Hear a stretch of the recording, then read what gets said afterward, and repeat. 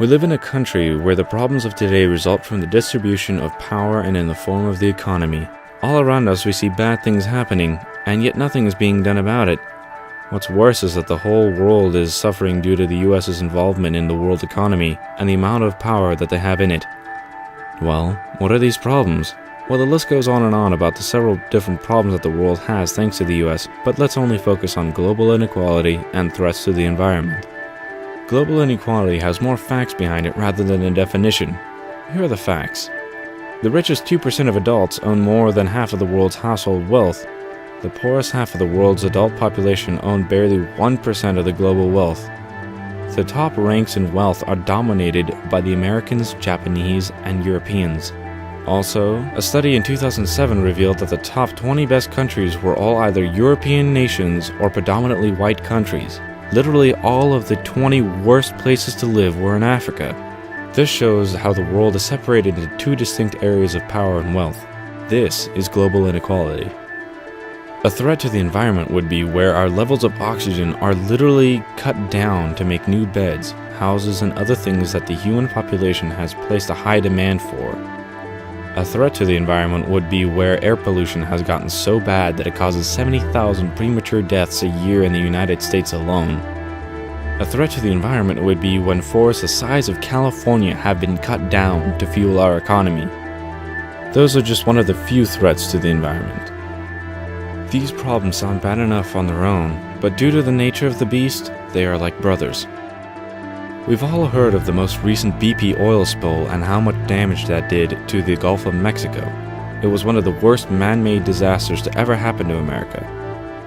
The oil creates what is known as a slick, which can be carried by rough seas in one direction and more in another, making it almost impossible to detain. On top of it being difficult to detain, there is something in the oil called polycyclic aromatic hydrocarbons, or PAHs. Growing evidence suggests that PAHs and other toxic compounds can have adverse effects on marine species even at very low concentrations. This means that chronic releases from runoff and recreational boating may inflict more damage than previously thought, and that the effects of large spills may last as long as residual oil persists in the area. Although several people came together and tried their best in cleaning up the oil spill, we might never go back to the way things were.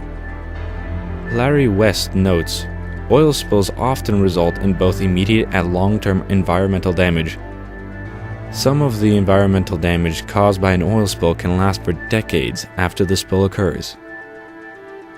Despite these obvious warnings, US oil companies are still trying to dive down below the earth, and they reach ever more into Africa.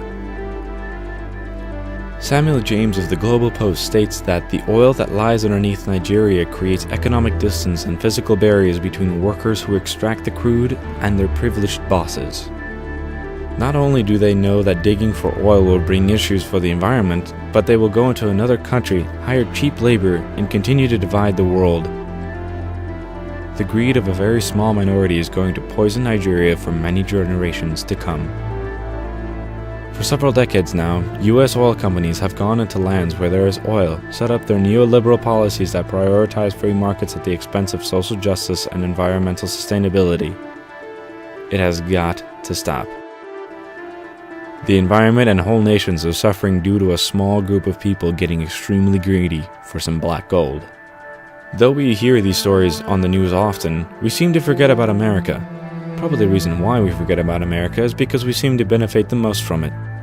The oil we mine is in Alaska, and according to the book Cumulative Environmental Effects of Oil and Gas Activities on Alaska's North Slope, the residents of Alaska and other residents throughout the US have benefited from oil and gas production. What is ironic is that people in America do not realize that they are caught up in the inequality gap when you start looking at the numbers. Davidson puts it simply, the comparisons are even more striking when the city's average incomes are taken into account. Bridgeport, Connecticut, home to the wealthiest county in the US, ranks alongside Bangkok on the Gini Index, despite the fact that Bridgeport's average income per capita is $49,000, as compared to Bangkok's average income per capita of $9,500. Put simply, American cities boast more total wealth when stacked against other countries' metro areas, yet the distribution of those riches is still highly skewed towards the top. That's ludicrous. Another set of numbers that can be observed is how much debt we have. We have debt, but nothing in comparison to most of Africa, because they're caught up in a system where they might never be able to pay it off. Robert Wade notes that fast-growing, middle-income developing countries seeking to invest and consume more than can be covered by domestic incomes tend to borrow abroad, like the World Bank and the IMF. The loans they take out is contracted with an insanely high interest rate, so those countries get stuck in a cycle of debt which they can't climb out of. All of this seems extremely depressing, but there is hope. Mr. Dabbs back in 1996 was already thinking of solutions, one of which is devise a more environmentally safe resource to fuel the economies of the world. The reason why this is imperative is because we cannot go into other countries and take them over just for a fuel source.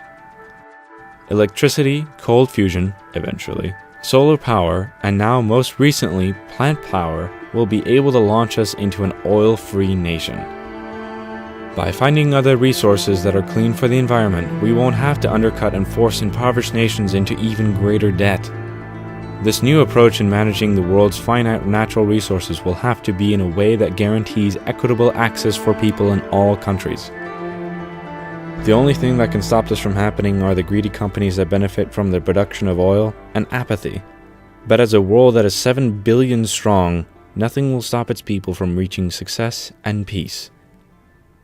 It starts with noticing the problem and then becoming the solution.